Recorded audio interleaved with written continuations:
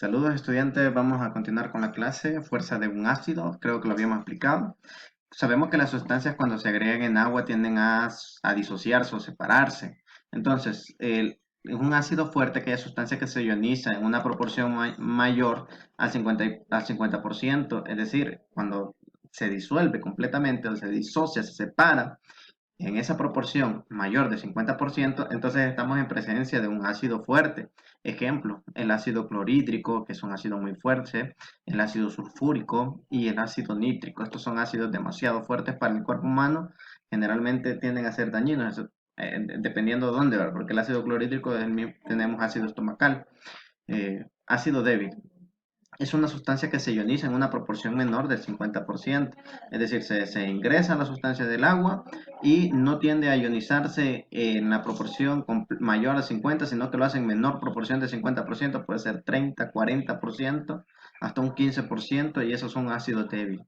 Ejemplo, el ácido acético, que es el vinagre, el ácido bórico y el ácido carbónico. También tenemos acá la presencia del ácido cítrico, que es un ácido débil, ¿verdad? Y entonces podemos llegar a la conclusión que los ácidos fuertes son dañinos y que los ácidos débiles generalmente tienden a servirle hasta bien pueden ser consumibles, ¿verdad? Fuerza de una base. Hablamos de que una base es fuerte cuando se disocia, se separa en una proporción mayor del 50%. Ejemplo, yo voy a tener un hidróxido de sodio, que es una base muy fuerte. Esto nos ayuda son para destapar baños, por ejemplo. Tenemos el hidróxido de potasio y el hidróxido de estroncio, que son bases bastante fuertes, y de igual que los ácidos fuertes, también estos tienden a ser un poco, son dañinos para el cuerpo humano, ¿verdad? Pero hay bases que no lo son dañinas, por ejemplo, la base débil, que son las sustancias que se disocian en una proporción menor del 50%. Por ejemplo, el hidróxido de aluminio, hidróxido de amonio, y el hidróxido de magnesio. También es una base débil, el antiácido, que nos ayuda a reducir los malestares estomacales cuando nosotros tenemos una acidosis estomacal. Y en esta cuarentena del COVID nos han sugerido los médicos consumir sustancias que ayudan a aumentar el pH, es decir, a hacer alcalino nuestro pH del cuerpo, como por ejemplo las espinacas, el brócoli, el aguacate, el apio y algunos pimientos. Pepino también son sustancias que ayudan a combatir el virus del COVID. Así es de que las sustancias básicas de bajo pH, perdón, de sustancias débiles, de bases débiles, son muy buenas para el organismo. Nosotros hablábamos acá también del ácido base conjugado, recordemos de la teoría de Bronten-Lowry. Me voy a hablar del concepto de disociación, entendamos disociación como una separación, eso es prácticamente, ¿verdad? Es la separación de una sustancia, así de simple lo voy a denotar.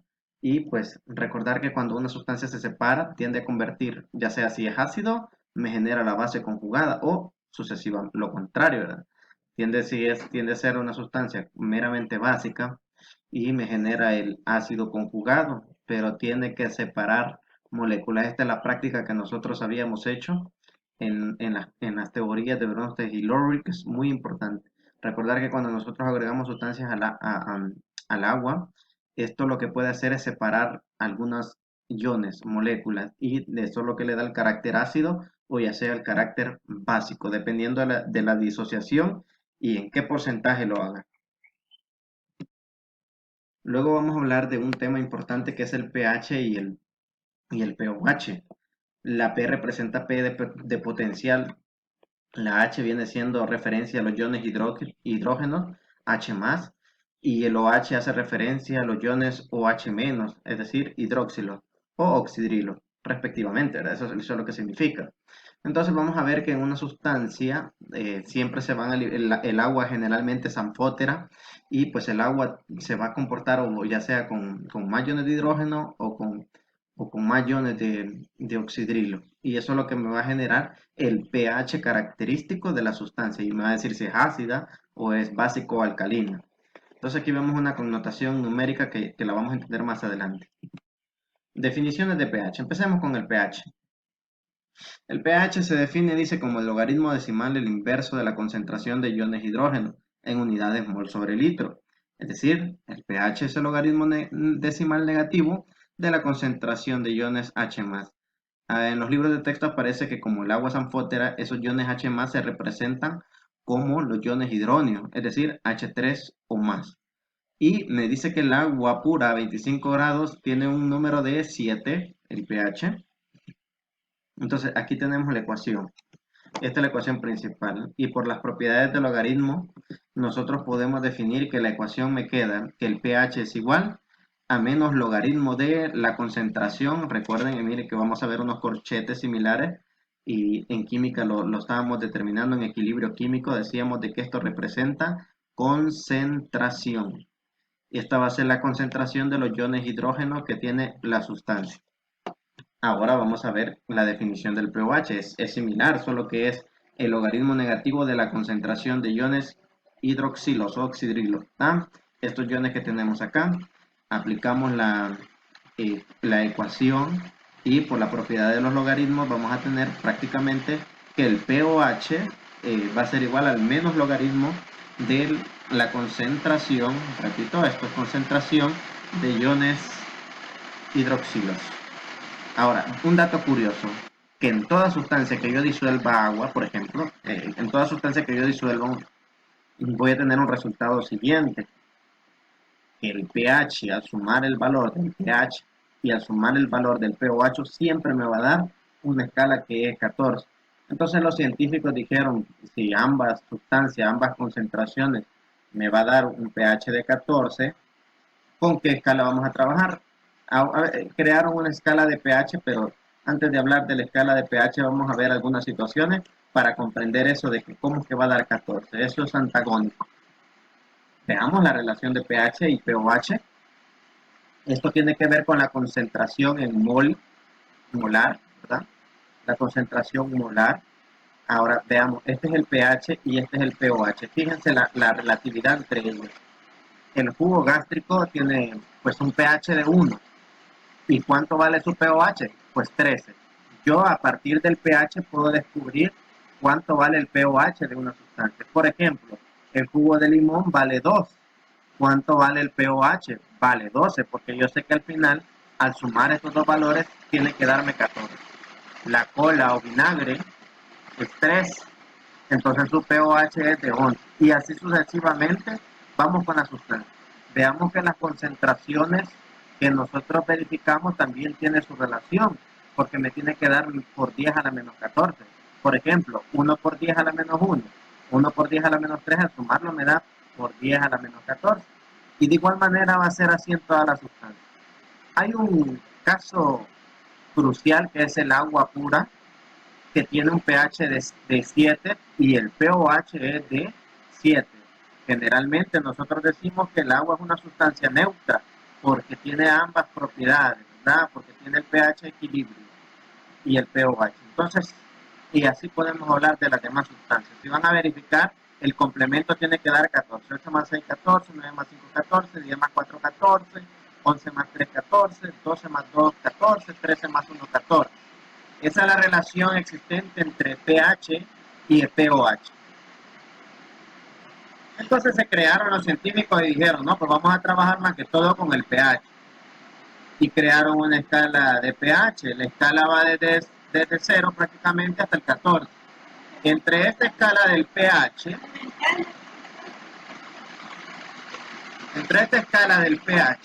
nosotros vamos a observar que hay sustancias que las podemos ubicar en esa escala.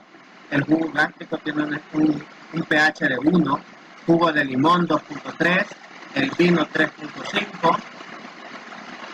Entonces decíamos que el agua destilada tiene un pH de 7 porque es neutro y si verificamos la sangre pues tiende a ser ligeramente alcalina, 7.4. En realidad los valores son de 7.35 a 7.45 los valores de pH en sangre y pues eso debe de mantenerse así para el buen funcionamiento de las células, ¿verdad? Vemos la levadura, vemos disolución bórica, es decir, infinidad de sustancias que tienen su propio pH.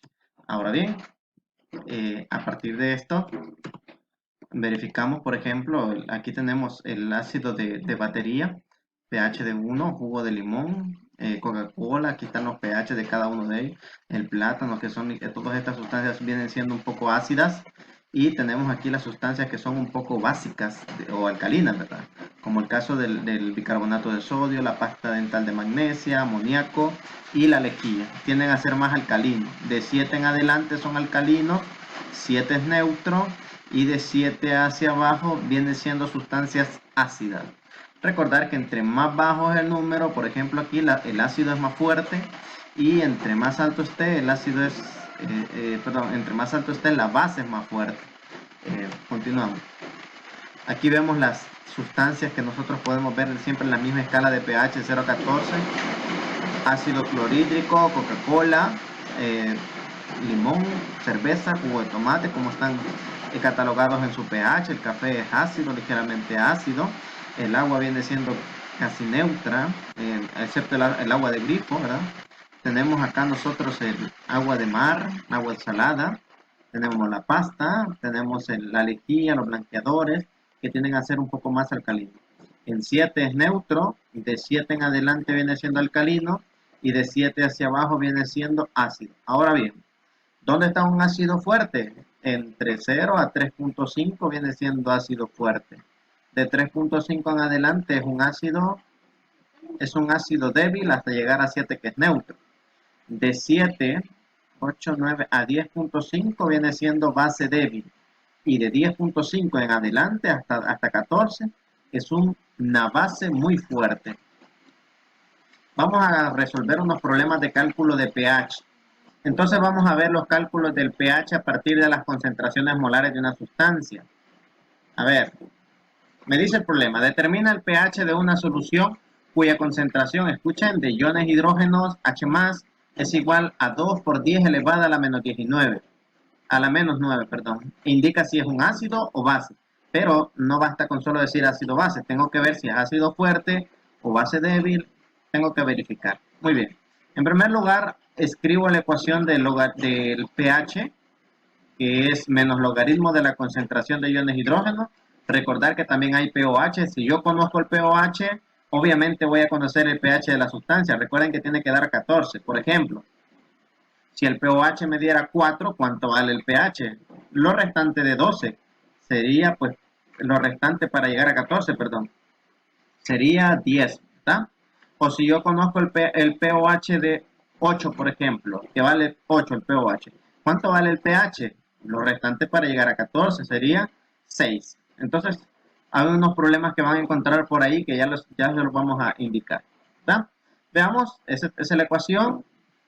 Luego hacemos la sustitución. Ojo, miren que en la concentración le colocamos 2 por 10 a la menos 9 y resolvemos la ecuación y nos va a dar menos 8.69. Sabemos que por ley de signo menos por menos me va a dar más y el pH de la sustancia es de 8.69. Ahora bien, ¿qué tiene que ser esto? Pues como está entre de 7 a 10.5, decíamos de que de 7 a 10.5 es una base débil, por lo tanto, esta sustancia la voy a catalogar como una base débil.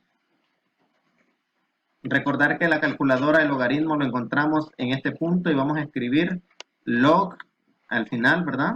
Vamos a escribir log de 2 exponente a la menos 9. Log 2 exponente a la menos 9 y eso es lo que me va a dar el resultado. Recuerden, esta es la forma en que me van a tener que expresar los resultados en el libro de texto. Entonces vamos a ver unos indicadores de ácidos y bases, que tenemos el papel tornasol, es un indicador, tenemos el azul de bromotimol y el rojo de metilo. También tenemos potenciadores, por ejemplo, instrumentos que nos ayudan a titular el pH de una sustancia con solo colocar los electrodos. ¿Está? Y por último, vamos a ver, ya para ir terminando, reacciones de neutralización. Recuerde que este video va a estar dado en 2 segmentos, por lo cual se va a continuar en el siguiente con la terminación de los ácidos y bases, y en el próximo, después de este, vamos a ver configuración electrónica a su vez. Por lo tanto, estar pendientes, solamente van a ser 2 videos para culminar. Veamos que una neutralización es, recuerden, ácido base se neutraliza, me forma sal y agua. Eso es una neutralización, ácido con base al unirse. No vamos a profundizar mucho en las reacciones de neutralización, puesto que ya lo vimos en los tipos de reacciones químicas. Cuando combina un ácido con una base, se neutraliza el ácido y la base formando una sal, en este caso cloruro de sodio y agua. Ácido con base me forma la sal y agua. Esa es una reacción de neutralización. Para culminar, vamos a ver nosotros acá la importancia de los ácidos y bases en el organismo. No voy a dar mucho en este sentido, solo vamos a ver la importancia. Recordemos que las células la sangre tiene un pH de 7.35 a 7.45, es el valor que yo he investigado, y que con este valor de pH se debe mantener el buen funcionamiento de las células para que puedan trabajar las enzimas de buena manera, ¿verdad? ¿Hay enfermedades que están asociadas al pH? Pues claro, tiene que ver dos órganos, tanto los pulmones como los riñones. Los pulmones a veces podemos tener nosotros una mayor concentración de los iones carbonato, y esto pues puede alterar el pH normal de las concentraciones en el cuerpo. Por lo tanto, se puede representar como una acidosis respiratoria o como una alcalosis respiratoria. Cuando nosotros hablamos de respiratoria es porque hacemos referencia al pulmón. Cuando hablamos nosotros de acidosis metabólica o alcalosis metabólica, pues estamos haciendo referencia de los riñones, que son los que se encargan de regular estas concentraciones, ¿tá? Por lo tanto, estos dos trabajan en conjunto para mantener una compensación directa de un nivel de pH meramente estable para el cuerpo. No se puede subir, no se puede bajar porque se genera un problema en el cuerpo. Pues los médicos, generalmente eh, los doctores tienden a dar un medicamento para bajar la concentración o aumentarla según corresponde respectivamente, ¿verdad? Entonces es bien importante que nosotros mantengamos un pH estable en el organismo para que no haya una alteración, un desequilibrio y que pues se pueda representar en enfermedades. Continuando con la temática, pues prácticamente vamos a hablar de la configuración electrónica. Esta es la última parte. Debieron, antes de continuar con la parte de configuración, tuvieron que haber visto dos videos que les envió previamente el grupo de Classroom, porque pues son bases para el entendimiento de esto. Muy bien, vamos a hablar de una configuración electrónica.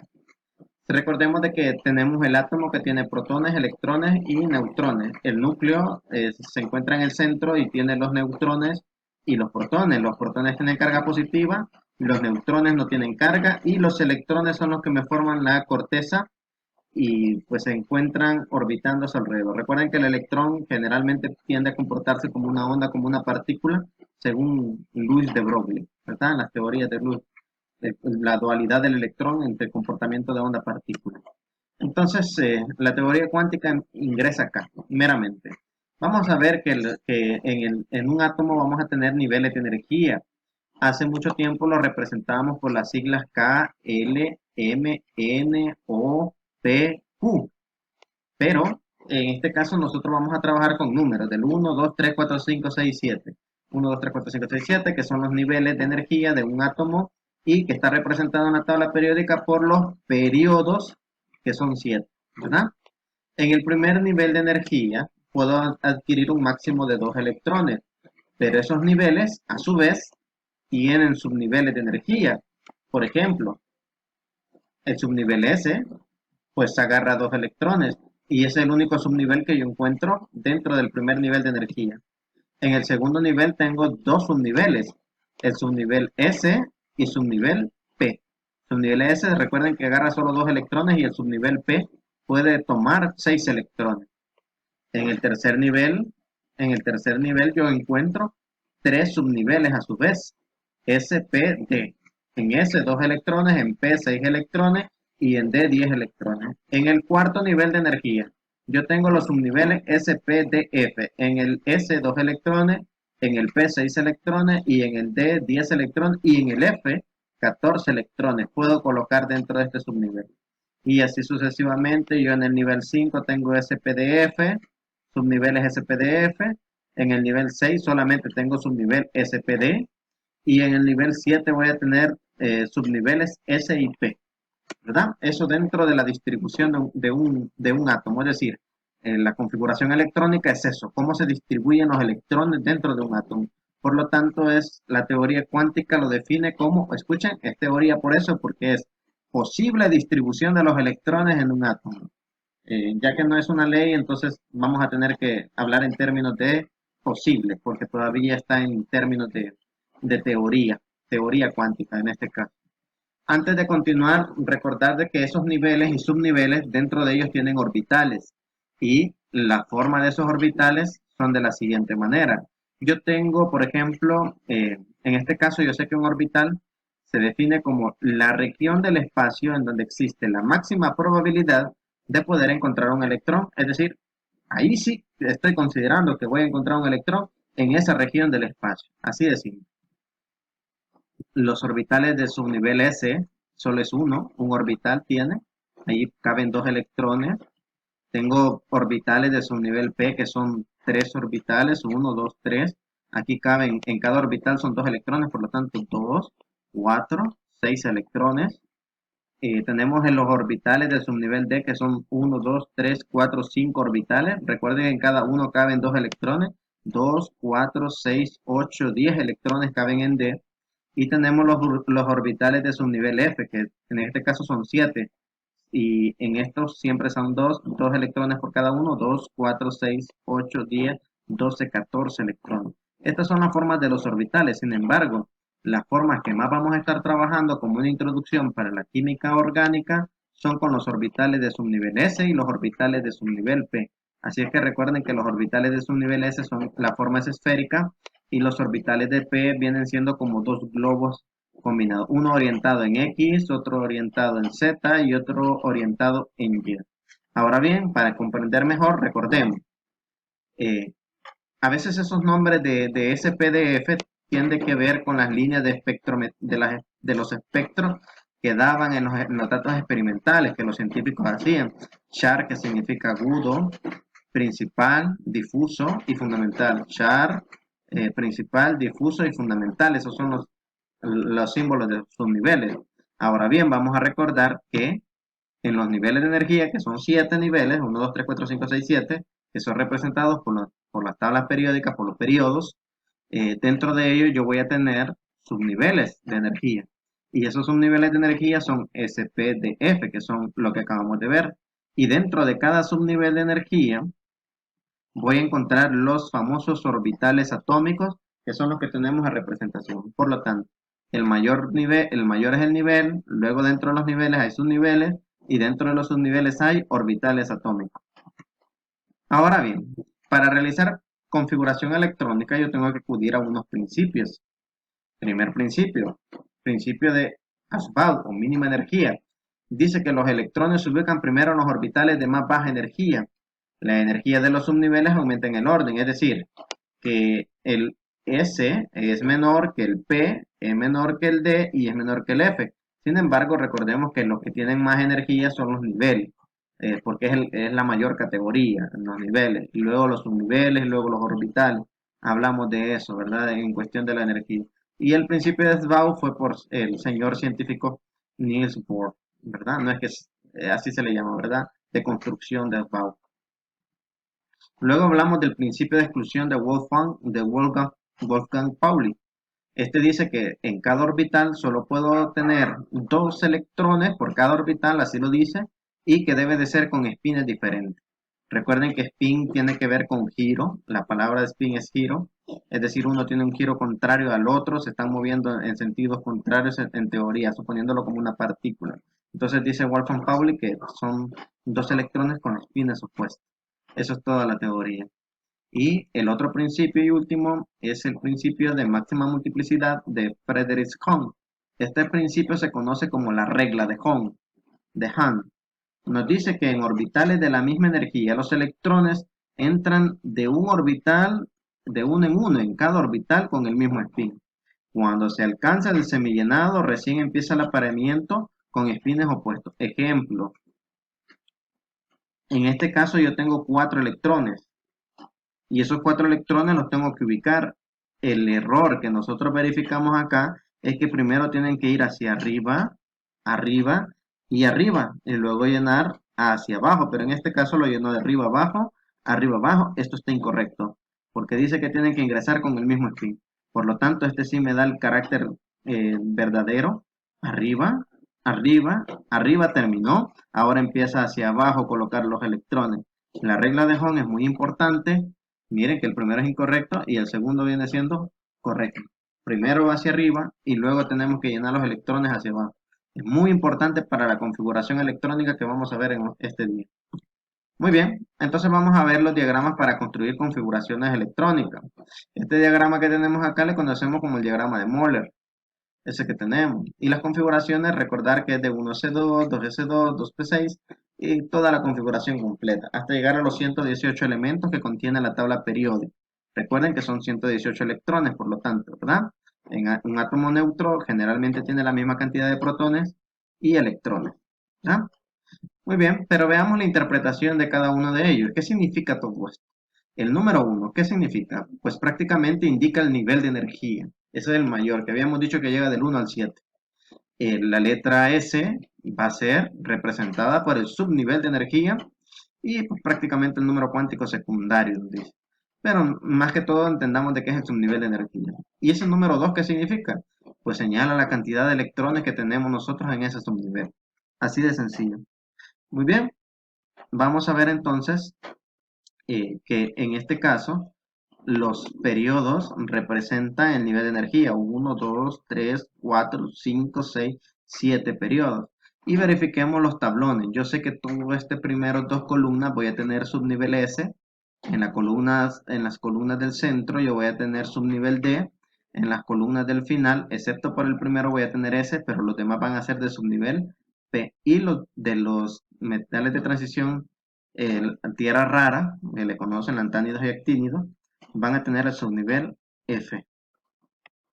En este sentido, también podemos utilizar un diagrama de llenado de orbitales. Por ejemplo, en el caso del antimonio, como vamos atendiendo a las reglas de energía, se van llenando del más bajo energía hacia el más alto energía y vamos colocando primer electrón arriba, luego abajo, llenamos la primera, vamos con segundo, arriba, abajo, llenamos, luego sería el nivel de 2P, arriba, arriba, arriba, luego tendríamos que ir abajo, abajo y abajo.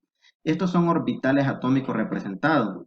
En química nosotros podemos representar la forma de los orbitales ya sea en cuadrado, en círculo o simplemente una línea. A veces pues yo prefiero trabajar con los cuadrados en este caso. Continuemos. Vamos a ver los tipos de configuración electrónica. En la primera configuración se le conoce como la configuración electrónica estándar.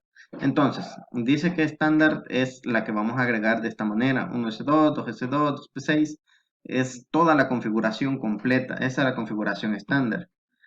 Siempre tenemos que hacer en cuenta que se construye una configuración electrónica mediante el diagrama de Moller.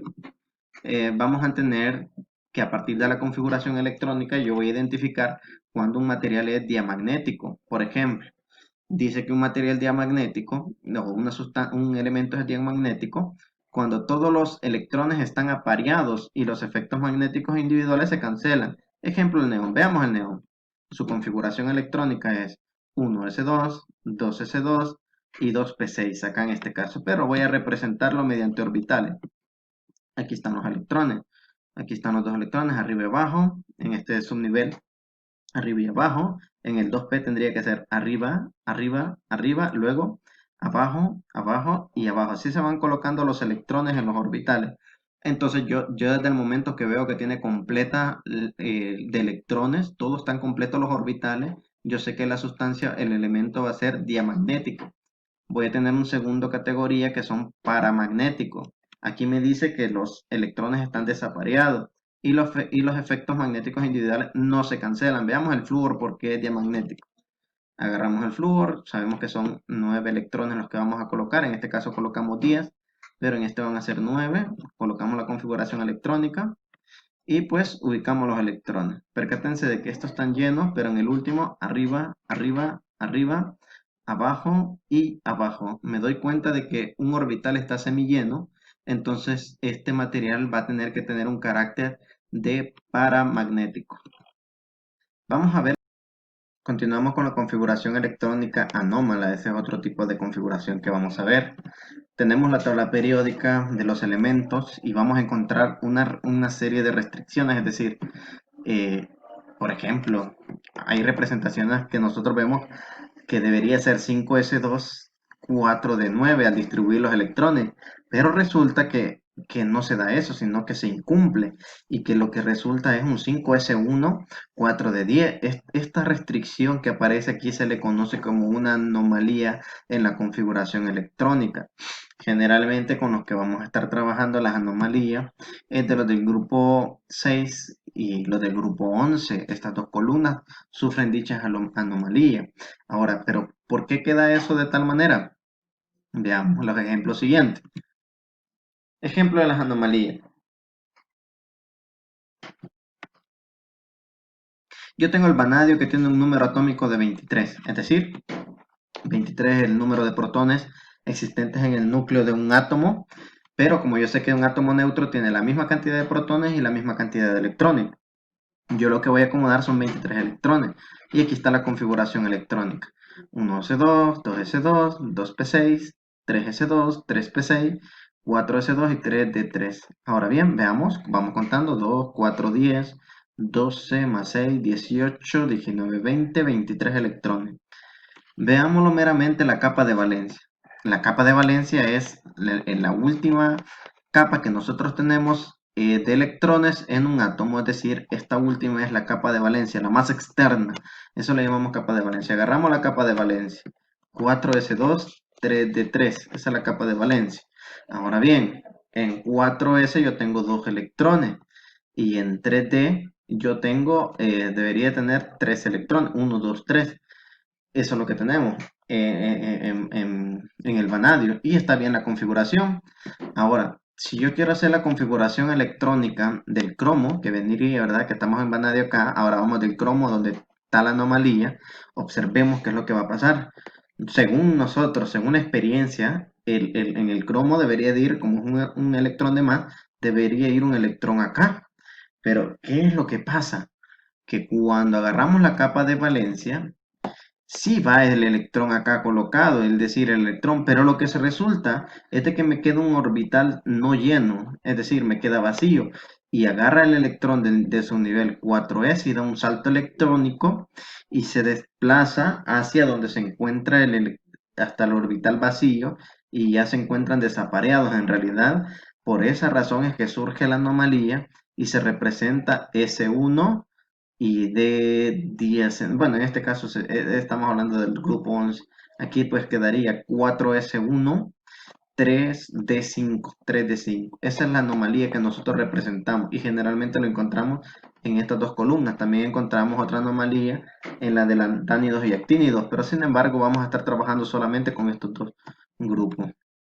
Lo que quiere decir que cuando una vez tenemos los orbitales externos S completos y el orbital D a un electrón de estar semicompleto, lo que va a pasar es que donará un electrón del orbital de subnivel S al orbital de subnivel D, quedando ambos completos a la mitad, es decir, S1 D5 en vez de S2 D4, que según esto sería lo correcto, como lo habíamos mencionado. Sin embargo, ocurre esa situación de que el salto electrónico de prácticamente un electrón de un orbital de subnivel de baja de un subnivel a otro. Eso se da debido al traslape que surge entre los orbitales atómicos. Generalmente por eso es que surge. Y esas son las anomalías, ¿verdad? Sin embargo, no vamos a estar trabajando con las anomalías, pero es de conocer que la configuración electrónica presenta anomalías en estos dos grupos generalmente. Luego hablamos de las configuraciones electrónicas con kernel o pues que son las configuraciones electrónicas abreviadas. Para ello vamos a utilizar la configuración de los gases nobles. Por ejemplo, yo sé que las configuraciones electrónicas de cada uno de estos gases nobles son, aquí está, ¿verdad? La del helio, la del neón, la del gon, la del criptón, xenón y la del radón son las configuraciones electrónicas de cada uno de los gases nobles. Recuerden que estos gases nobles se caracterizan por estar completos, la capa de valencia está completa, es decir, tienen llenos de electrones sus orbitales y por lo tanto estos no necesitan combinarse con otros para ser muy estables, ya que naturalmente estos sí tienden a ser muy estables entre sí. Es la última columna de la tabla periódica. Ahora bien, veamos unos ejemplos. Agarro la configuración del argón, ¿verdad? Veamos, no, del argón. Son 18 electrones, 2, 4, 10, 18 electrones. Esta es la configuración del argón. Lo voy a tomar. Recuerden que el argón es equivalente en corchete a toda esta configuración. Acá no me vayan a decir, ah, maestro, la concentración de argón. No, en este caso sí solamente es para la representación, ¿verdad? Cuando hablamos de disoluciones acuosas o de sustancias gaseosas y le ponemos con este corchete, si es concentración de la sustancia. Ahora bien, me piden hacer la configuración electrónica del manganeso y yo la coloco de la siguiente manera: 4s2, 3d5. ¿Por qué? ¿Por qué esto? Porque yo sé que ya si le coloco el argón es equivalente a que le he puesto toda esta configuración electrónica, es decir, como que yo tomara este 4s2, 3d5 y lo colocara al frente de 3p6 y ahí pues me daría el del manganeso. Entonces me sirve para abreviar configuraciones electrónicas. En la capa de valencia, en la última capa de valencia, me va a quedar 2 electrones en el subnivel S y 5 electrones en el subnivel D. Miren cómo se colocan, nada de que arriba, abajo, sino que siempre van a ser arriba, arriba, arriba, arriba y arriba. Cuando ya se complementa según la regla de Friedrich-Hahn, entonces empezamos abajo, hacia abajo y hacia abajo. El complemento de electrones. Veamos otro ejemplo. El zinc. En este caso, yo siempre voy a utilizar el argón. Recuerden que si yo le coloco el argón en corchete, es como que ya he colocado toda esta configuración electrónica sumada más 4s2, 3 de 10. Y la capa de valencia me va a quedar de la siguiente manera: hacia arriba y hacia abajo. Y como está lleno de los electrones, fíjense, arriba, arriba, arriba, arriba, hacia arriba. Y luego complemento abajo, abajo, abajo, abajo, abajo los electrones que yo tengo. Y esta es la forma en que me queda expresada. En realidad las configuraciones de kernel me sirven para contractar las configuraciones electrónicas a partir de los gases nobles, haciendo una equivalencia. Ahora sí, veamos unos ejemplos de kernel otra vez. Tenemos la configuración de la plata, que es toda esta la configuración. Son 47 electrones lo que acomodamos. 2, 4, 10, 2, 20, 30, 38, 39, 47. 47 electrones son los que hemos colocado. Ahora bien, ¿cómo se abreviaría?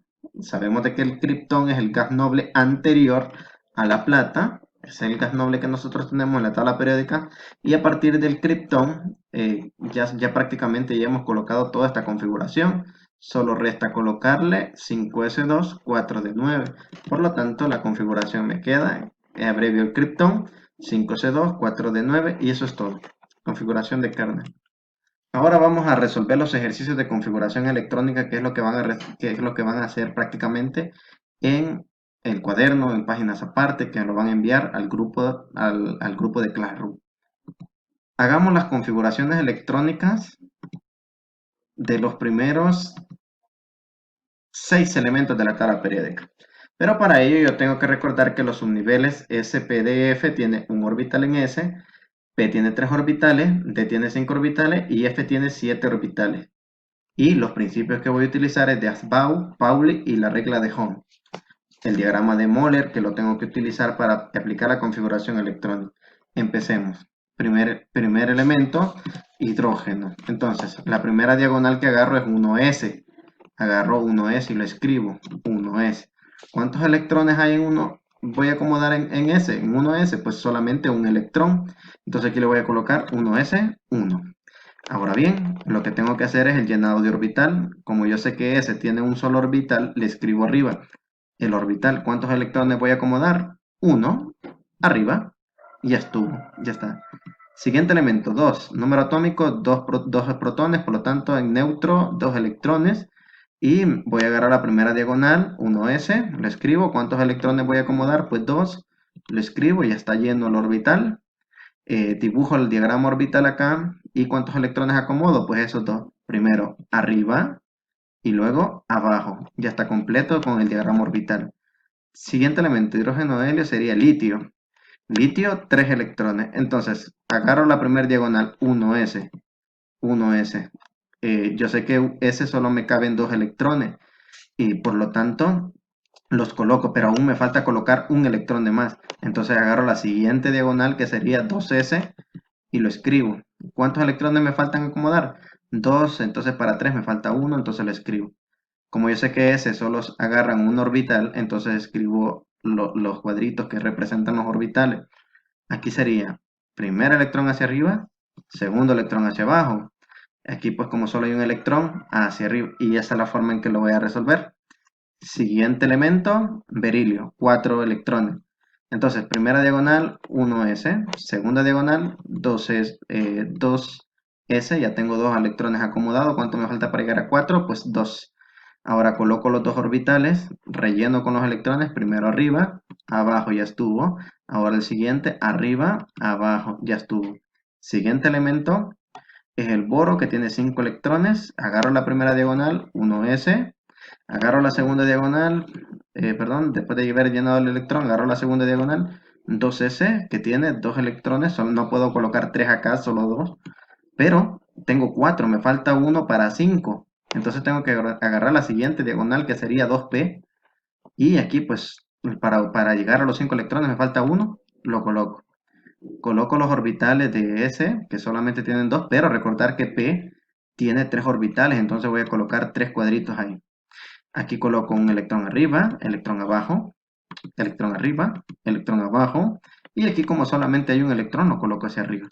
Y de esta manera me queda prácticamente resuelto el, el del boro.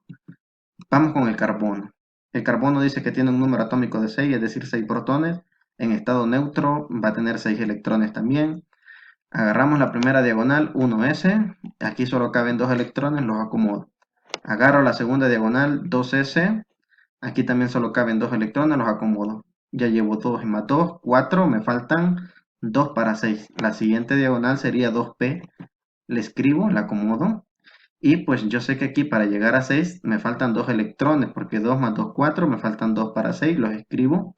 2. Ahora agrego los orbitales a cada uno. En este caso yo sé que solo tiene un orbital, pero el subnivel P me dice que tiene 3 orbitales. Lo escribo.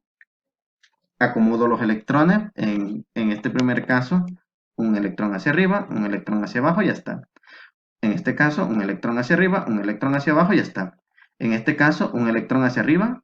Si usted le hace hacia abajo, pues ya falló, porque primero tengo que complementar todos los electrones hacia arriba y ya está, ya llené con 2p.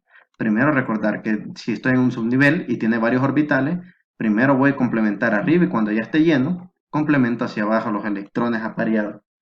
De esta manera es que me van a efectuar la tarea que voy a dejar eh, en el grupo de Classroom, ¿verdad? Con ello pues habíamos terminado, había una evaluación, 2 preguntitas. Ahí ustedes responden la pregunta número 1, le pueden pausar el video y pues usted selecciona para modo de repaso para ver si ha prestado mucha atención. Y aquí también tenemos la pregunta número 2 y la selecciona, le pone pausa al video y para modo de repaso, ya que se va a venir una evaluación final de periodo, ¿verdad? Ahí pues era de Mentimer, pero con esto nosotros culminamos la clase. Ahora bien, estar pendientes en prácticamente hay que estar bastante pendientes en Classroom porque voy a subir la actividad. La primera es del libro de texto, ahí le va a decir qué página, porque son 2 actividades. Y la segunda va a ser de las configuraciones electrónicas. Ahí mismo van a tener que enviar ambas actividades. Tengan buen día y disculpen la interrupción con la clase en línea. Para la otra semana no vamos a trabajar en YouTube, vamos a trabajar en Google Meet, que voy a dar las indicaciones esta semana que viene para podernos conectar. Es decir, es una videoconferencia con todos los estudiantes interactuando. Saludos, bendiciones.